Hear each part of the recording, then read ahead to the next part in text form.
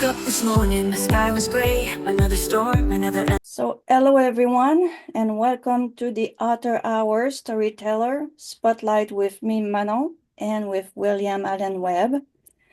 We have also Kevin on board, so when he comes in, please let me know he's here.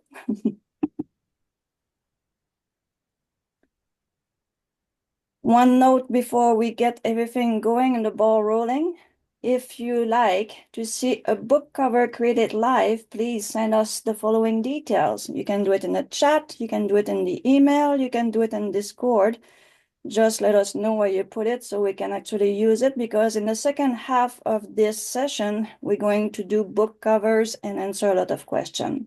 So please give us the title of the book, the author name, the preference image or visual concept you would like on the book, or a short description of your book, or a synopsis or a blurb. Yeah, now if you send it in now, it's probably going to be for next time.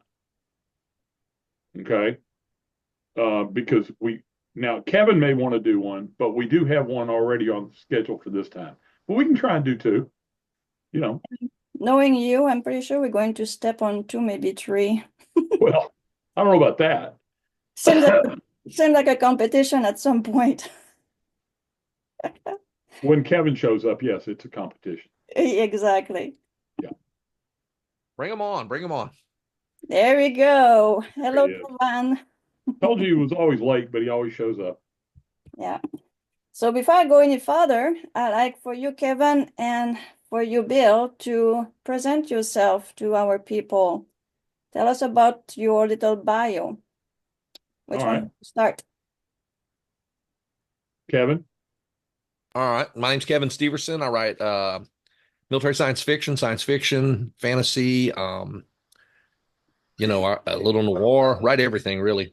I've had 17 novels published and 38 or 39 short stories published. And that's not counting the 5 anthologies in my universe that I've helped edit. Okay. All right. Well, I'm William Alan Webb, but I go by Bill. And I write, boy, it's hard to say what I write. I do write Mill SF. I write a lot of alternate history because I love history so much. I write various forms of fantasy, being urban fantasy, sword and sorcery, that type of thing. I also write nonfiction. I write a lot of nonfiction, books on how to help writers. I run a press called Quillcraft Press, which are books for writers. And I also write nonfiction military history. So I'm kind of all over the place. I have a creative writing degree from the University of Memphis, which delayed my writing career by many years because I had to unlearn everything they taught me. And that's really not a joke. And now I am a writer and a publisher. So I had everything in order, so that's Kevin right there. Well, you've got to tell us these things, Manon. And this is Kevin Books, just a few of them, because the list on Amazon is very long. And the one on Bill, and if Bill can figure out what I did, can you figure out what I did with your books? Sort of. I put... Now leave that up a second, and I'll tell you something interesting. Go ahead. You see that book, Through an Unknown Gate? Mm-hmm. That's in Kevin Steverson's universe. Woo-hoo! That's the Knowledge Title universe, which is what he created. So there's a lot of cross-pollination between us. Yeah, so a lot of the books that you write has a lot of, you write with other authors. Yes.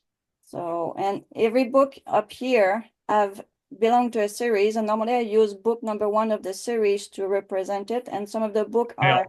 A couple of those aren't written by me, okay? The Lion's Pride, that's not mine. And World Discovery is not mine.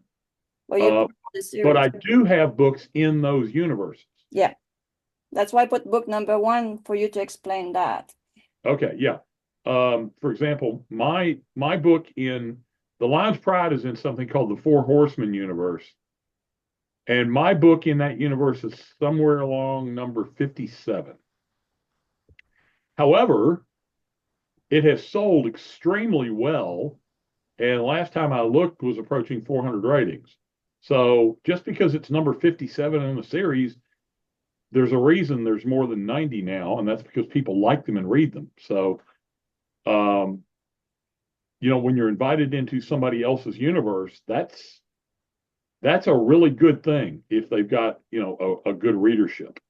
Yeah, it is. So that one is Kevin, and you can find Kevin books on Amazon also. And then finally me, Manon.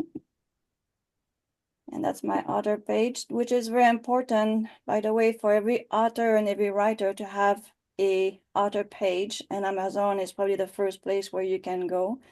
And like Bill, I'm a bit all over the place. So I'm in the self-help, the teenager kind of fun things with tarots and things for adults, and then a lot of things for children and meditation and a planner for how to write or stay on task and write. So let's go back a bit. Let me interrupt 1 second. Go ahead. When you put your slide up, and I'm going to tell you which book did this. I saw one of your books and I went, gee, I wonder how that would work if you did this. And now all of a sudden I've got a great idea for a novel. Seriously, I'm not kidding. I'm going to go back on it. So I just want to make sure I get all these things properly in the row there. So just we're making sure that if you want to speak up tonight, you can put your question in the chat. I have a couple of good co-hosts there, or because it's not a session, it's not a class, it's another hours where we tell you everything. And if you have question about publishing, about anything about that world, you can get your hands up from the, I don't see the button, but how we call the button again to lift your hands up, because I don't have access. Click the the heart. Thank you, the heart. Let's click it, and it brings up a menu, and you just push raise hand. Yeah, and someone will let us know that you have a question. If not, put it in the chat, and I'm sure John or Thomas will let me know, or even Jade or Zedekis, that you have a question for us. Yes, he just did it. Perfect. Be respectful, as we are here to help you. What else? And before I forget, we love to hear about your feedback at the end of the hour. You're going to receive an email. Please let us know that you like the session and what you like to see in the following session. If something you like to learn about publishing, writing, any question you have, we have with all of us here, you have tons and tons of information. You just need to ask. You can find us on Discord. Anything I miss here? No, we have big community of published author, and bingo, we get on the go here. And we have that done. So we have our author here, all the books, and you say you want to see my books. Okay. No, I just said I saw one and went, oh, wow. Which So one? Kevin, we have another one to write. Which one is it? I'm not going to tell you. Okay. Well, no, I don't need somebody stealing my idea. You just stole. Yes.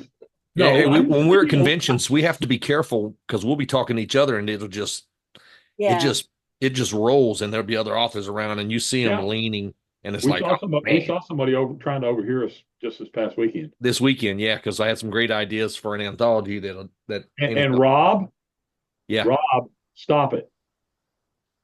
Yeah. No, Rob sent me a text, and he figured out which one it was. Oh, did he? Yeah. Nice. Okay. All right. As long as it's private. We honor to have you all on board. And but I want to make a point though about why you want to come to as much of these kind of things as you can, plus something we're going to talk about in a little while, is when you do this, it is such a brainstorming event, even when you're not trying to. Right. that you're going to get ideas and you're going to go, oh my God, that's awesome. As long as it's private, you don't have to be good, Rob. Anyway, go ahead, Manon. I didn't mean to interrupt, but writers need to be around other writers to stimulate their creativity. It's very, very true. Totally true. I know that the best time I have in my writing is when someone else is teaching Sudowrite, and somehow I'm just riding the wave and I'm writing like crazy. So I don't know why, but it's true. All right, self-publishing, how to start? Because most of us have self-publishing idea to go about it. So first thing, write and edit your book. The basic is you have to write a book if you want to publish something, and not edit and write your book. You understand that part? So you write, and you edit when you finish. That's mostly what most big author will tell you. Write your book, edit after. Don't edit and write. Write your manuscript. Complete your book in the genre you are passionate about. It's very nice to write a book, but if you have no idea what you're writing about and you don't have any passion to it, it's pretty hard to pass along to your reader. Self-edit, publish your writing as much as possible. Look for grammar, style, and structure issues. Hire an editor if the budget allow. Hire a professional editor to refine your manuscript as much as possible. So having alpha and beta reader and someone which can be used as an editor, it's a very good idea depending on your budget. Any questions so far, or anything from you, Kevin and Bill, that you want to add to this? Well, so Jade put up a question. What do I do if I don't have the money to hire a professional editor? Boiled down, the budget's really tight. And the answer is you sell something. And the reason I say, seriously, when you're first starting out in particular, it's really critical for your long-term success that you hire the best editor you can afford. Now, they come in various flavors and types and that kind of thing. But a really good editor is not going to just do grammar and punctuation and things like that. They are going to make your book better because they're going to look at something. They're going to go, that doesn't really work that well. But if you did this instead, that might really be something you could work from. Friend of mine, Russ Tilton, he hired someone you're going to have as a guest, as a matter of fact, Manon, Maya Cleve, at my recommendation for his very first ever book. Maya read it. She did the edits on it. She said, and she guided him into launching what has become an extremely successful series. And by extremely successful, I think the first book's got like 1,500 or 1,600 ratings now. And Russ was he was a policeman. He wasn't a writer. So I'm only saying that if it's particularly your very first ever book and someone reads it and it's really not as good as it could have been if there'd been an editor involved, then they may not ever give you a second chance. It never fails, because I read something today on from someone who said, I love Sarah J. Maas, but I hate her new book. And this was a YouTube channel with 6,000 or 7,000 subscribers.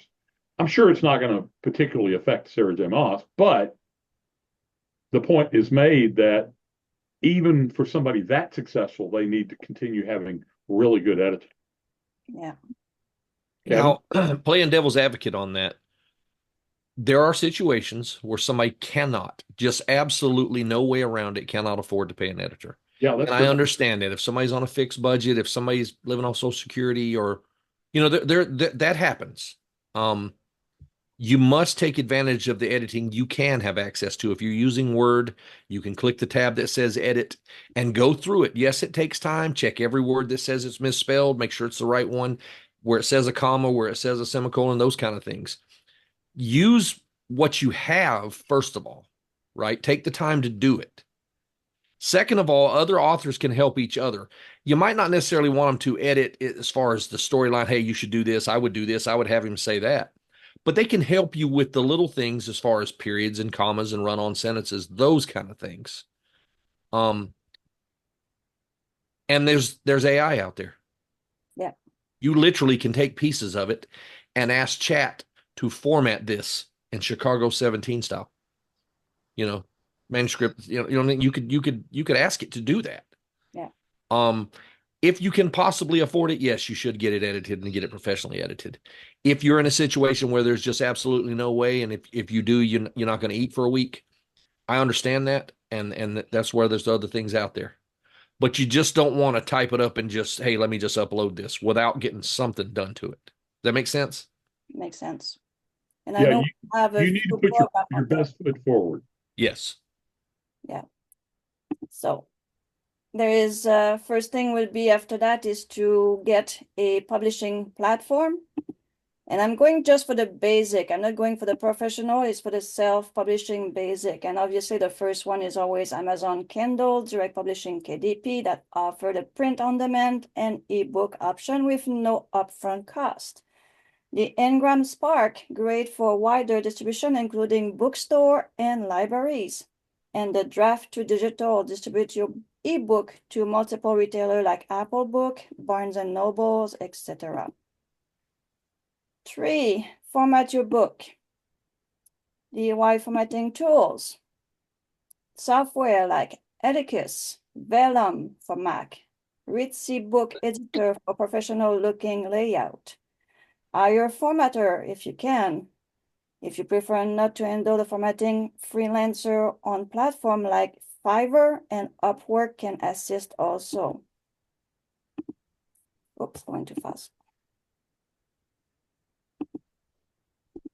Back. So design a professional book cover, which we're going to talk about it in the next segment. In 15 minutes, we'll go back on that. So free stuff for a DIY tool cover. Canva has free option.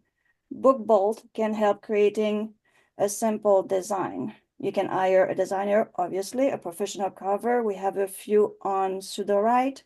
There's a lot on Facebook that you can figure out a few of those there too.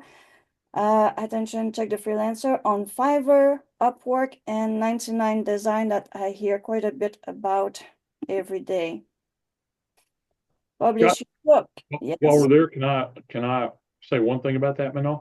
Yeah, go ahead. One of the things that really came to me today, which surprised me, was Kevin and I saw a couple of covers a couple of days ago and thought, we thought a friend of ours had done them and they were really good, but we recognized the text. I mean, it was a hallmark of his work. Well, it turns out he did not do them. The person who hired those done bought them as pre-mades. So a lot of professional cover artists will make pre-made covers that don't have anybody's name on them, don't have any titles. They're just like, a bunny rabbit jumping through a field or a space battle or some sort of fantasy thing. And they'll sell them for a flat fee, usually $50, somewhere in there. And for that, they will tell you how many edits you can make and all that. Anyway, these were 2 pre-made covers by an artist who does really terrible people, but really, really good and inanimate objects. And I was very surprised at how really good they were. So you can also Google or look for pre-made covers. And there's a lot of artists out there who do those. Thank you, Bill. Next is publish your book. So sign up for self-publishing account. Set up your account with a chosen platform like Amazon. Upload your manuscript and cover following the platform's specific guideline and formatting. You got to get patience with that because it's a learning curve.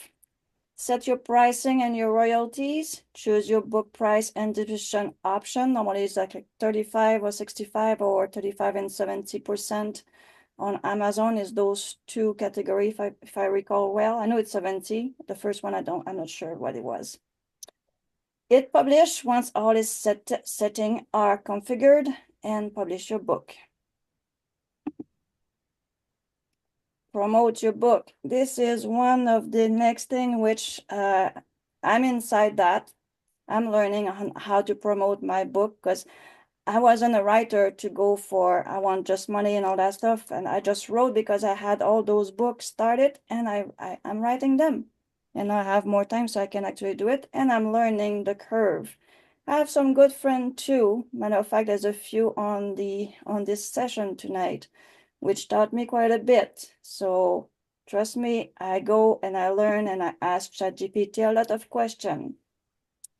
Learn how to use the social media to tell about your book, share the update, teaser, and review on platforms like Instagram, Facebook, Twitter, or the X. Email lists. Start as soon as you can to get an email list to engage directly with your reader. Book review, request reviews from early readers and bloggers. When your book is free, when you're writing it, get friends or people which actually buy on some of those platforms, because leaving a feedback on platform means that you have to have the book, buy the book, or buy stuff on that platform. Like Amazon, you have to have $50 a month, I think, to be allowed to do a feedback. Is it a month or a year? But I know there's a $50 there, and you have to be on Amazon quite a bit. What else? Advertising. Consider Amazon ads. That's again, you have to have some money to do the advertisement. You have to pay for it. And the same thing on Facebook. And very be patient. Take time to read and learn. It's a big learning curve. Anything to add? No? So keep learning. Well, the only thing I'm going to add on marketing. Yep. Marketing is a relentless 24/7 procedure, with what you've covered only being the first of it. Yep. There's so much to cover. It's impossible to cover everything. So I went for the basic and what I can talk about, because I'm learning the basic and I'm going up the echelon. So, and it's taking a lot of time. No matter how much AI there is out there, you still have to learn a lot. And if you link a website with Facebook, you have to go and all those SSL and DSN, and there's a lot of things that needs to be done, and figure out that if you do Facebook for your author page, it's basically linked to your main page, which was a person at the start, and then you become like into the professional.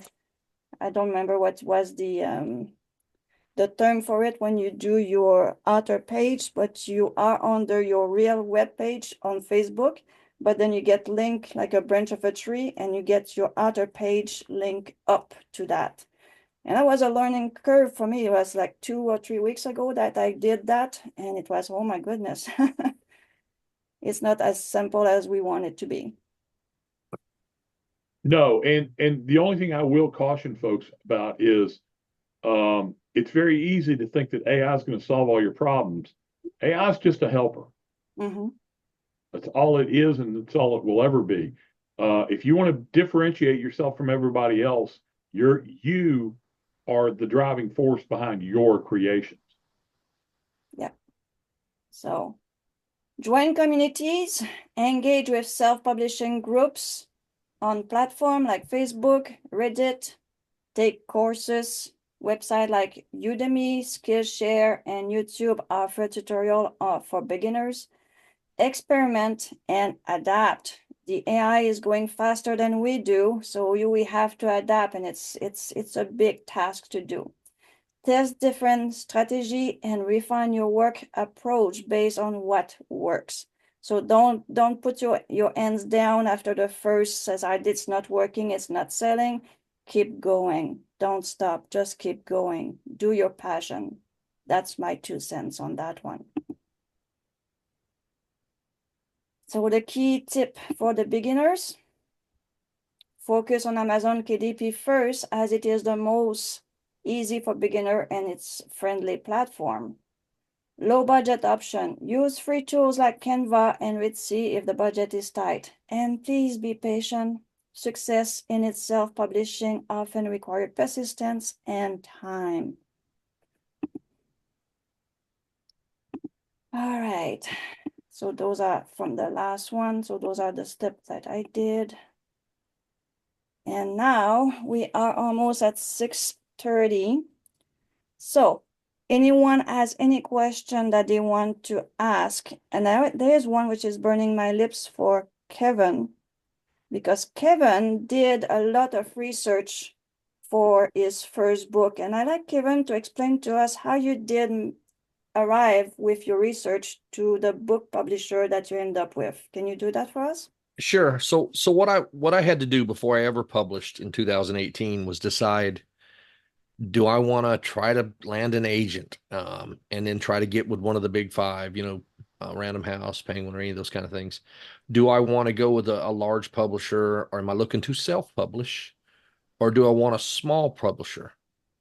The advantages I discovered with a small publisher is you're not as pressed for as much time. You don't have the deadlines that you would have for, say, a large publisher. If you're writing for Penguin, Random House, or anybody like that, when they say turn something in on this date, you better turn it in. And so that's just part of it. With a small press, you have a little more leniency. And the thing I wanted to do when I went with a small press is I looked for someone who wrote as well as published. And I found that with Chris Kennedy Publishing. And I also look at what he wrote. And he wrote some of the same stuff I wrote as far as military science fiction and that kind of thing. I enjoyed reading what he published. And then I enjoyed reading another series that he published, which let me know that he might be the guy for me, because that's what I wanted to write, that style. And then there's self-publishing, obviously. And I have some things self-published, and I'll continue to do both because I don't want all my eggs in one basket.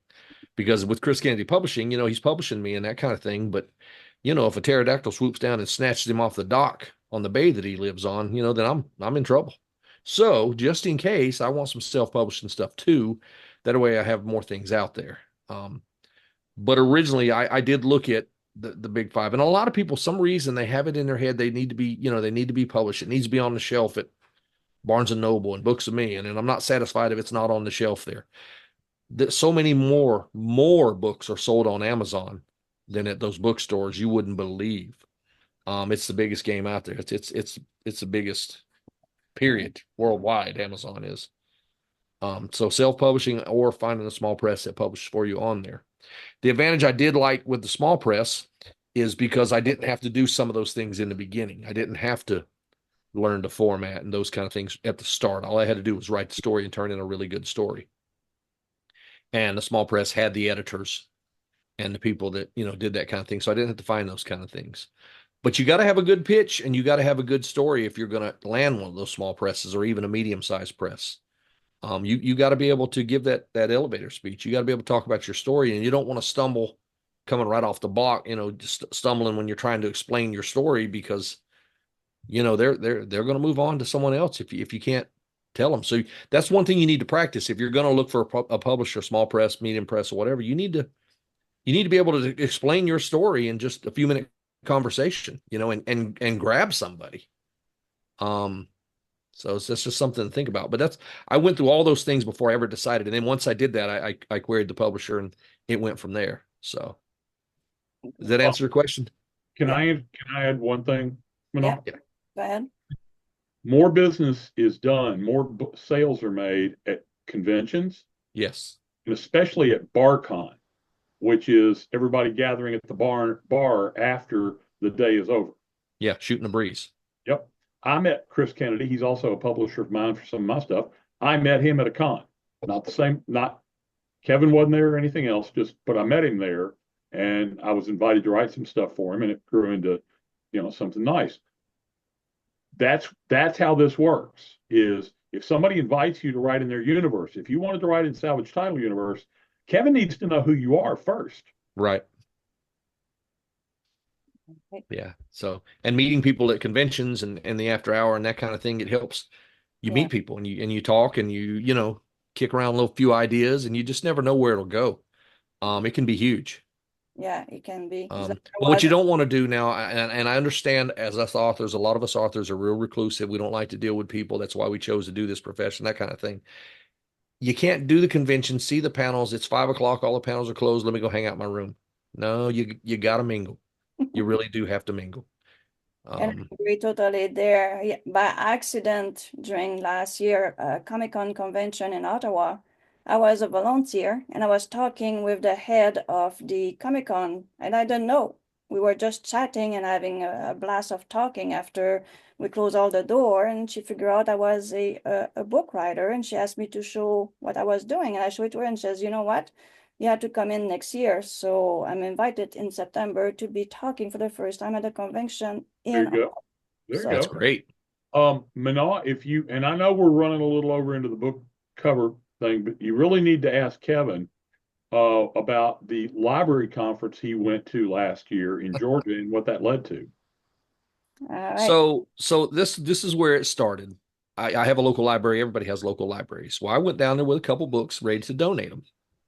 And so I met the manager of the library, and she looked at them and checked it out. And then one of the people who worked there took it home for her husband and son to read. They vetted it, and they loved the book. And so she ended up ordering a stack of them.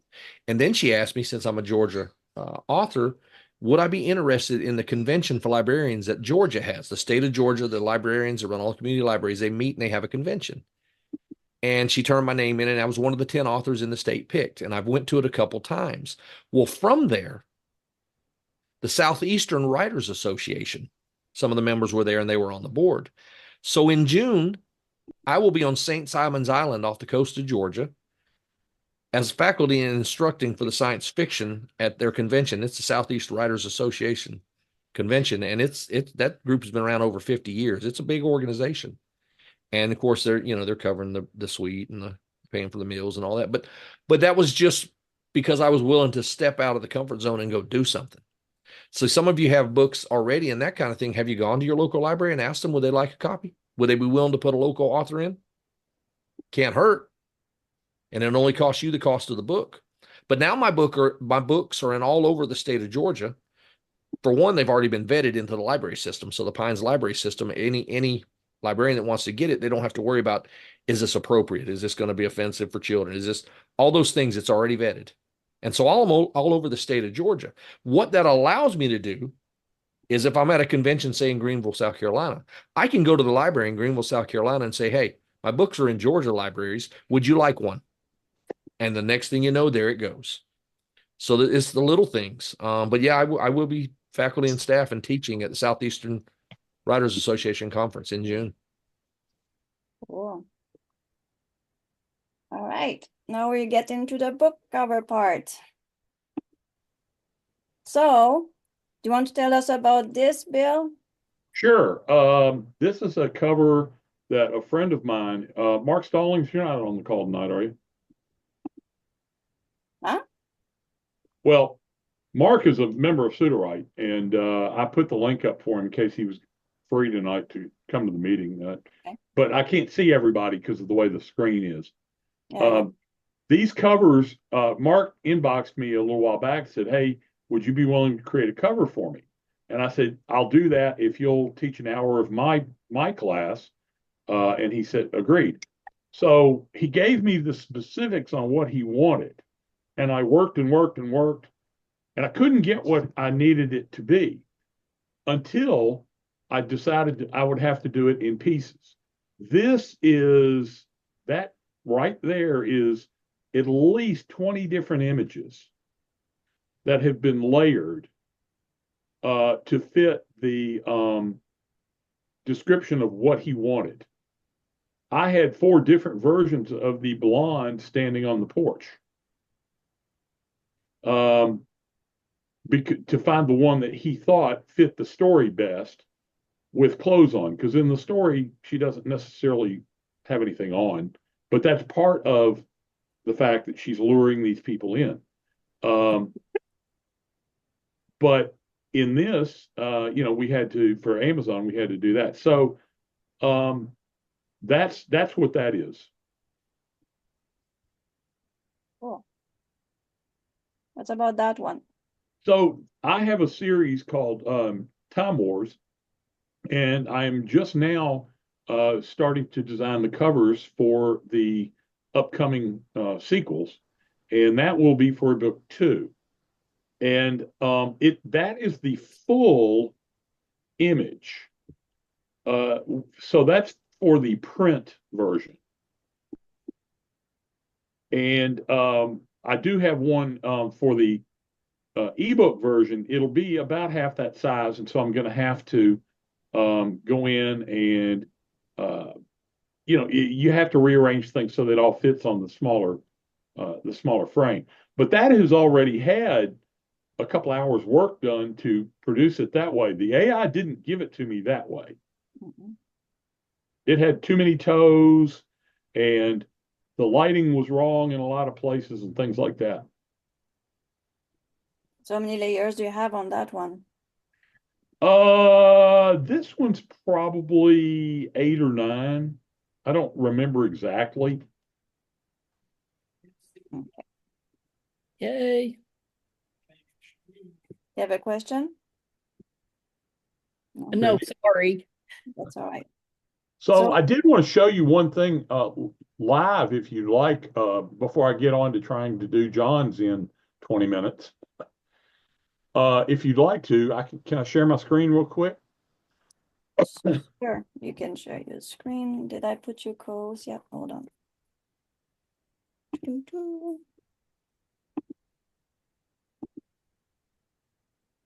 There, and I'm going to put Kevin Coles too. Where are you? Try to share your screen, see if you can do it. If not, I will have to come out. Okay. Let's see.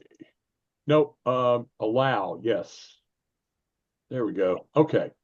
So let me figure out which way. There it is. That's the one I want to show you, and then I'll show you the cover I made out of it. Okay. Can you guys all see this? It's coming. Yes. Okay. So if you see this, this is kind of the raw image that I got. And I remember I use a program called Clip Studio Paint. This is for a very specific story that I already have a cover for, which I really like, but I need a back cover or maybe an alternate front cover. Anyway, I hate this necklace. It looks kind of like a lei from Hawaii, except these are all skulls, and this is a skull, and that's a skull, and that's a skull. Midjourney loves skulls. And down here, there's no, if I put a title down here, it's going to be hard to get backlighting. And my character in the book that I'm writing has a beard. So this character does not have. And yet the rest of it is really, really where I'd like it to be. And so I'm going to have to stop share for a second and go to the right image because I did the wrong thing when I was sharing. So when we go to this, hang on a second, let me share. It should be entire screen. Yeah, there we go. I'm doing entire screen. So share, and then you guys should be able to see this. Can you see that? We see the same cover there. No, No, it has a beard. No. It has yeah. the Beard. titles. There we No go. skulls. See the Looks beard? good. Yeah, No skulls. I love That's all the same fun. color as the as the crabs. Yeah, I know. Yeah. But that was kind of intentional. Catches the attention. Redhead, but I also Yeah, said yeah, yeah. crabs. And It's because he eats crabs. That's why his well, hair's he's so fighting good. crabs. But what that does, as far as, I do a little painting and drawing too. But what that does is it catches, you see the red on the left, then you go up to his red on his beard and down to the other crab, and the eye keeps moving because they do match. And so you're allowed to see the whole image without focusing on just one part. And most people that are viewing something don't realize that's deliberate to keep you from just staring at only one thing. Yeah, if you'll notice, they make a triangle. And the paint strokes work as a whirlpool as well. They do. They do. And if you'll notice down here in the lower part, that rock wasn't there. I could have backlit it with like other darker stuff, and I did a little bit, but it didn't look correct. So instead, what I did is I came up to the top right here, and I took a whole big piece of that, moved it down here, turned it over, and then incorporated it into the painting here. And I'm very happy with that cover. So, but I wanted to share it because I just did that today. And for my story, and I know a lot of you wouldn't like a story like this, but for me, it works really well for the story that I have produced. This is the same thing without the layers. And so you'll see what happens. You can see he doesn't have a beard here. Okay, can y'all all see that? Mm-hmm. But if I click this, now he does. Mm-hmm. And that's its own separate layer. That's all you do. And so that, when I talk about layering, that's the kind of thing I mean. If I turn off this, if you look down at my name, it's very subtle, but if I click that, do you see how it backlights it just enough? Oh, yeah. Concentrate on the W in particular. Yeah. Now we can Okay. read the sharp steel. Yes. Yes, exactly. Another one I'm going to show you just really quick, and this is why when you learn to do these things, you can do them quickly. This is a cover for a book that I just got the rights back to. It had been done by a traditionally published company who haven't paid me since 2022. It's not like they can't afford it. They can afford it. They just haven't done it. So what I did was I took a cover for a book that had it in this series, but it was not Austria. I changed one word. I changed one word in the title because those are separate layers. And these images are brand new. Let's see what happens if I do that. Okay, that takes away the title. Can you see how that takes away this very faint swastika, which is part of this takes away the leather. And the reason for all of this is all going along with what it already had on the old one. If I click this, it takes away that image. The book that I was using as a template that I'd already created had a different image, but I do that, and this one fits this book. This is why it's so important to try and find ways to manipulate images on an ongoing basis, especially if you have a series. Yes, the software, sorry, I have nasal drip that's just killing me. I use Clip, C-L-I-P, Studio Paint. It is an art program that's the largest that's used in the world for anime and has now broadened its appeal to other digital creators over a number of years. It wasn't designed to do what I'm doing because for Clip Studio Paint, this is like, very low level stuff. This is easy. It's not easy to learn necessarily, but to do their work. But this is all a fairly low hanging fruit. Kevin's started learning it now, and he may be able to tell you, whether he finds it hard or not. Yeah, it was just, you have to actually just do it and play with it and go down the rabbit hole. Can you put the name of the software in the chat, please? People are asking Sure. the name. Kevin, can you do that? I'm grabbing. Yeah, I'll put it in here. Yeah. Hold on. Meantime, you're grabbing the information that John sent earlier. I am. All right. And I'm So going to put it. John, do you object to me putting that prompt in the chat? I don't object at all. Okay. So And this then- is what John sent me that I'm going to be working from. and then the image I'm going to show you guys is what happened 2 weeks ago. Those are book covers they work on 2 weeks ago. I want to answer. Stephanie asked a question, so I was going to answer her question. I don't know. I am told it is very similar that Photoshop can do very much the same things, but I don't use Photoshop, Stephanie. So I'm kind of the wrong guy to ask. But other people tell me that yes. All right. So there's John's prompt. And I am going to now, because I've talked too much, which, gee, there's no surprise.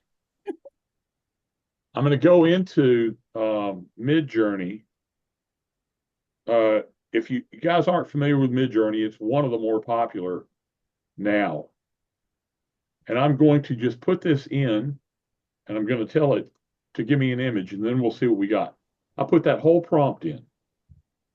Are you sharing your window?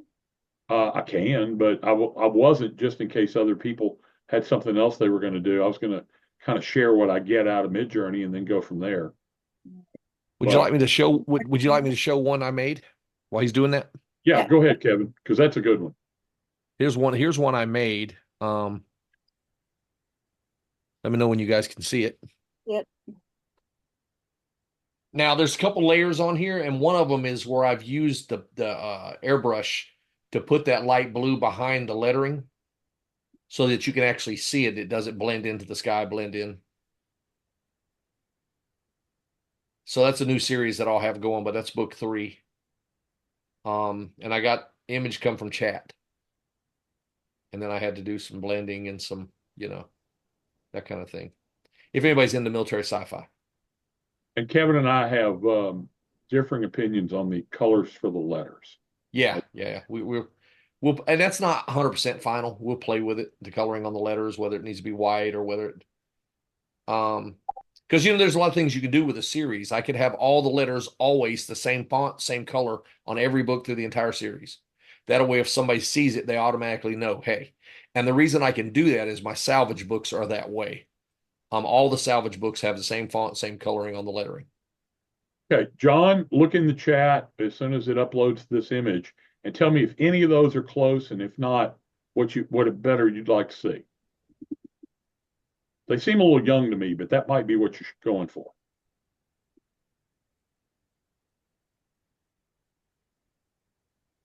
Okay, so I'm looking at them. It actually is probably the right age. Okay. She is pretty young. All right. And it's a middle grade. It's not really YA. It's a middle grade reader. Okay, so it's middle grade. So yeah, this would be. Yeah. All right. Which do you have a preference on which one? Sorry, just opening up again. Yeah, hold on.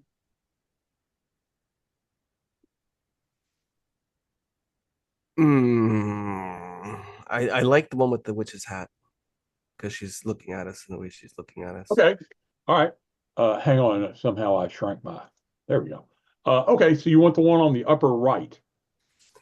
Yeah, I think so. But I like the one on the lower left because she's reading. She's got glasses, I guess. Oh, and she's got 3 hands. Yeah. So there's always that. Okay, well, hang on then. Yeah, this won't be hard. So what I'm going to do, and this I'll show you, Manon, just so everybody kind of understands what it is I'm doing. So I have 11 minutes if we don't run over.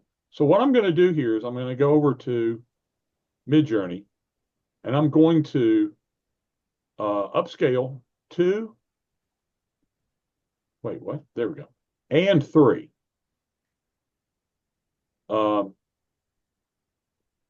Gonna do both of them. Are you chewing on your toe? You silly girl. Are you chewing on your toe? Hello. We hear somebody talking to a pet. Who's talking to their pet? I just mute her. Okay. I want to know which okay. toe. Now, I don't know why it's giving me the marketing blurb above it, but I'm not worried about that. So this, do you care if we cut her off there for the cover, John? I mean, is that okay? I mean, as far as or do you need more of her below or something? No, I think it's okay. Okay. All right, cool. So we're going to upscale both. And again, that long prompt is kind of weird. I know it's looking strange, but Yeah, upscaling takes a minute.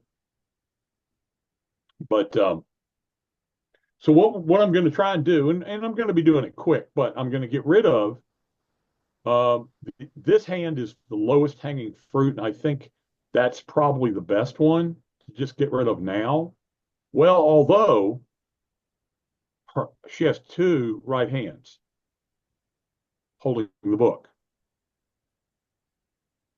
This thumb is in the wrong place. Yeah, so let's ditch that hand. Okay, I will. It'll take me a little longer, but yeah, I'll ditch that one and have the other one and then go from there. Now, I am going to do one thing though. I'm going to do one additional thing.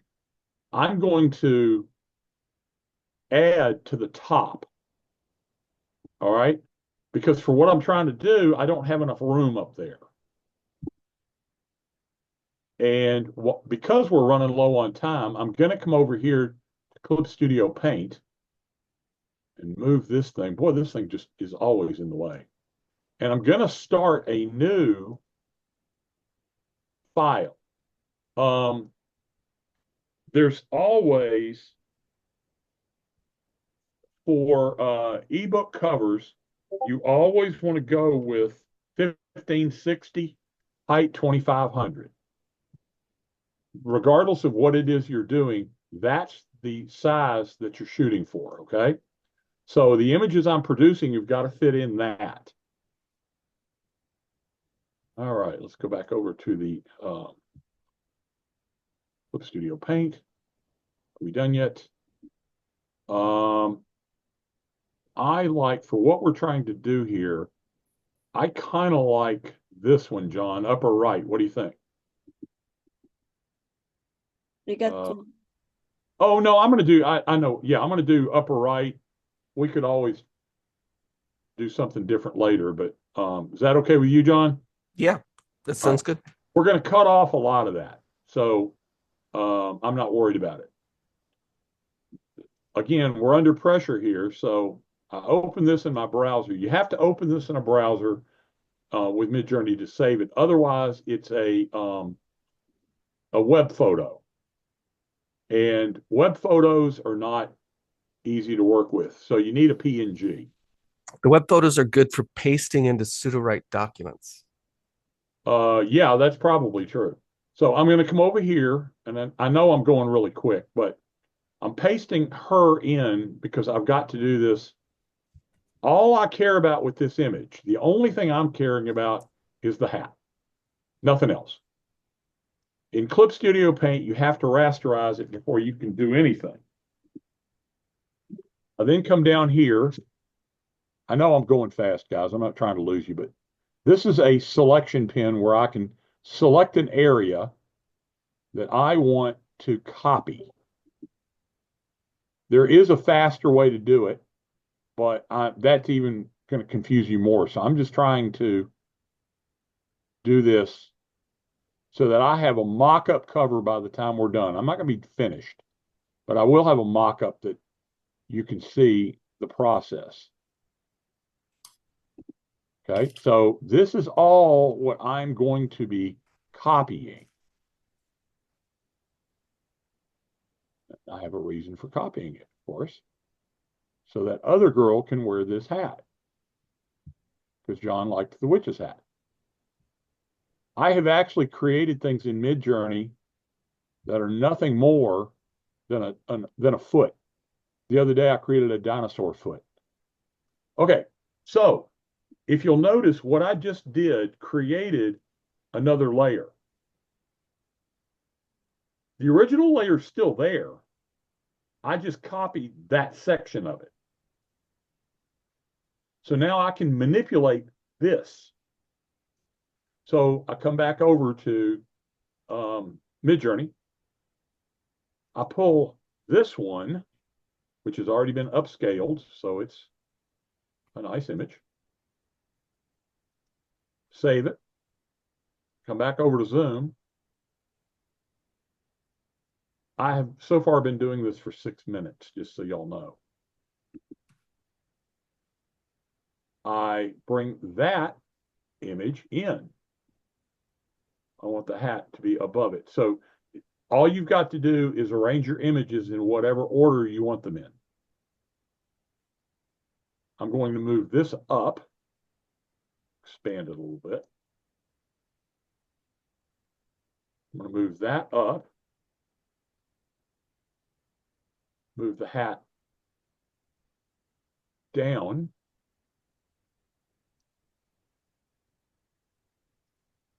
Make it a little bit crooked. Expand it. It's not quite big enough. She's got big hair. And there we go. Okay, there's our mock-up. Now you kind of have a cover image. What do you think of that, John? Starting out. It's pretty good. Do we have enough room for text and stuff? Oh, absolutely. I've already been taking all that into account. So now what we've got to do is we've got to get rid of the, I've got to rasterize this. Remember, you can't do anything until the layer is rasterized. I know that is hard. That requires its own explanation, but sorry, we're pressed for time. So I got to get rid of this hand. You could, some of it I can blend out, but the pages won't work very well that way. So what I'm going to do,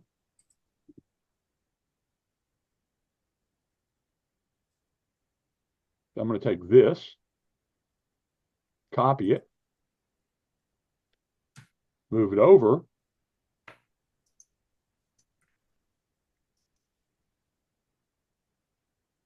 Okay, that's done. I'm going to blend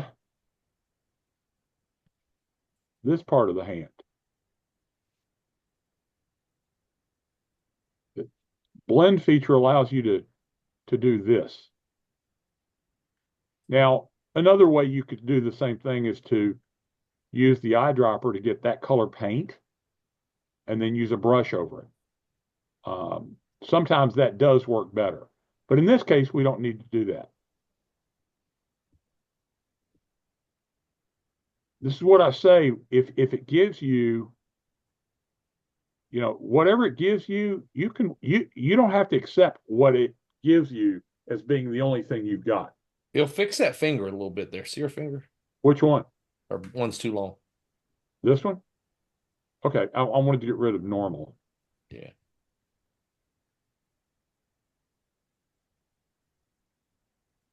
Okay, now, you talking about this one, Kevin? Yeah, it's just a little long. It looks a little awkward.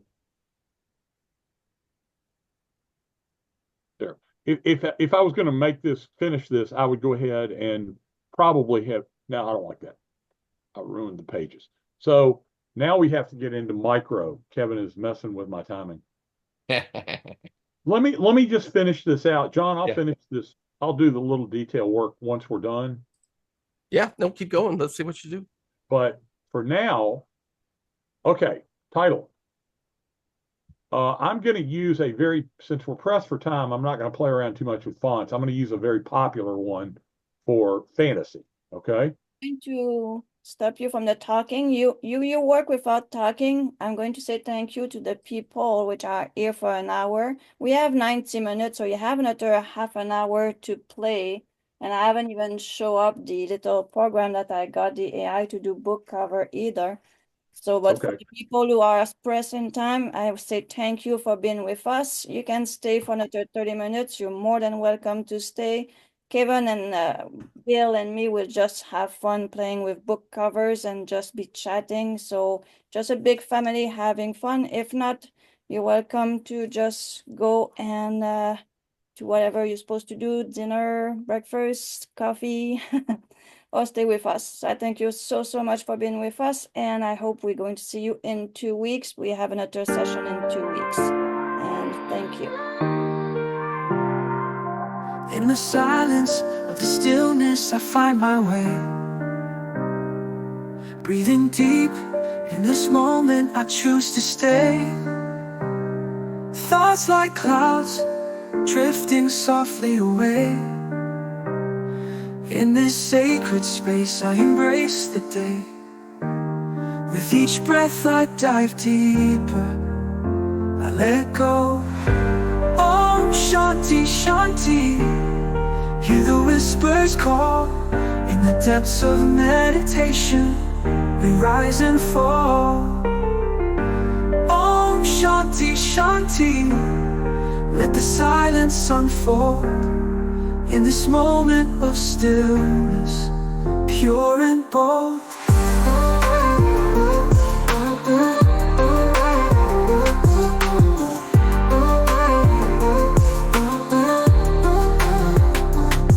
Chanting mantras, feel the energy flow.